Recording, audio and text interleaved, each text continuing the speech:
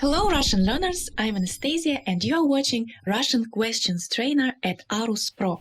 Today we are going to practice the question word what in Russian.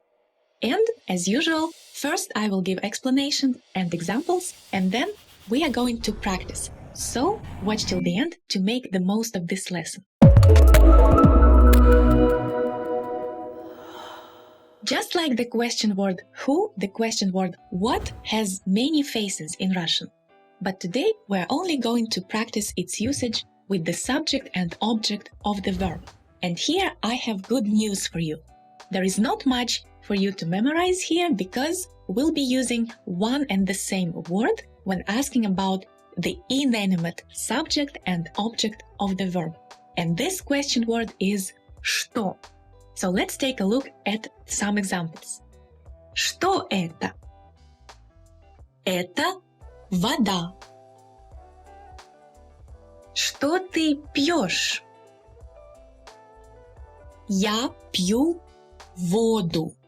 In the first example, by asking the question, we are looking for the subject form. And we use the subject dictionary form in the answer. Вода. In the second example, when asking the question, we are looking for the object of the verb. Therefore, we use the object form of our noun, воду. These examples show very clearly the difference between the subject and the object, because our feminine noun here, вода, changes its ending when it becomes the object of the verb. And even though in the questions, the question words are identical, что and что, you should bear in mind that in the first example, что is the subject что, because it's used to ask about the subject. And in the second example, что is the object что, because it's used to ask about the object. Now, вода was a feminine noun. What do we have when it comes to masculine, neutral, and plural inanimate nouns? Let's see. Что это? Это журнал. Что ты читаешь? Я читаю журнал. Что это? Это озеро. Что ты там видишь? Я вижу озеро. Что это? Это очки. Что ты ищешь? Я ищу очки.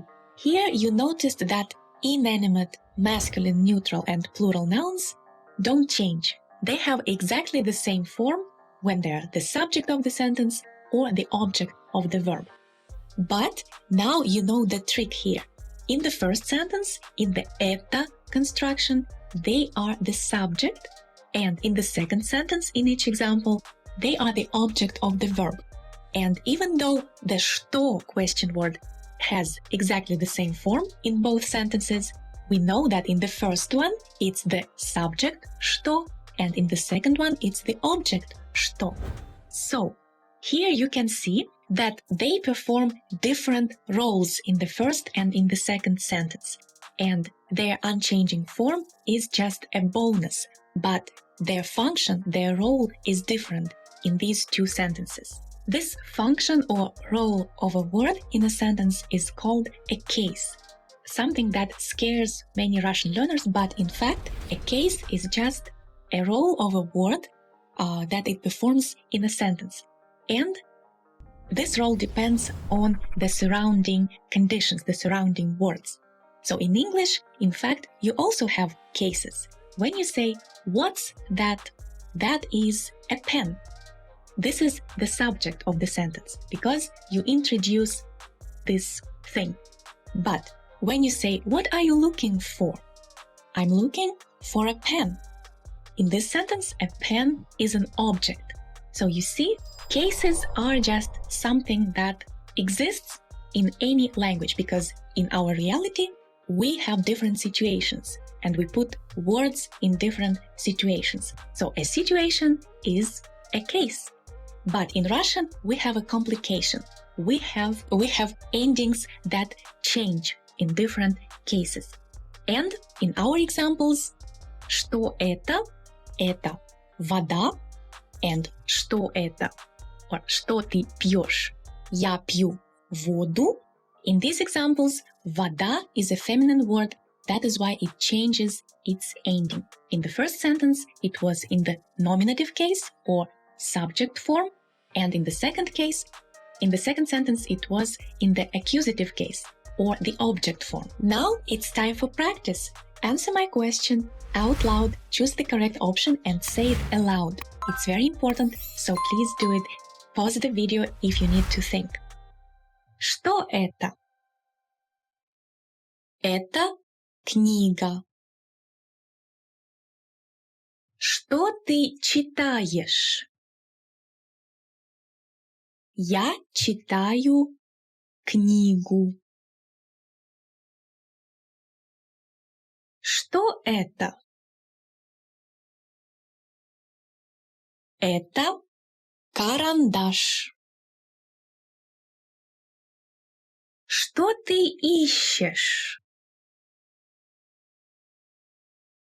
Я ищу карандаш. Что там? Там река. Что ты там видишь? Я вижу реку.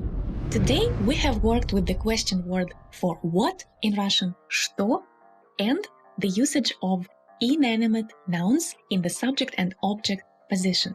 In the following episode, we are going to work with the question word who again, but with masculine and plural nouns. If you've missed the first episode about who, кто and кого, please click the link here in the info cards above and watch it. And I will see you in the next video. Subscribe to my channel not to miss new episodes. Let's achieve Russian proficiency together!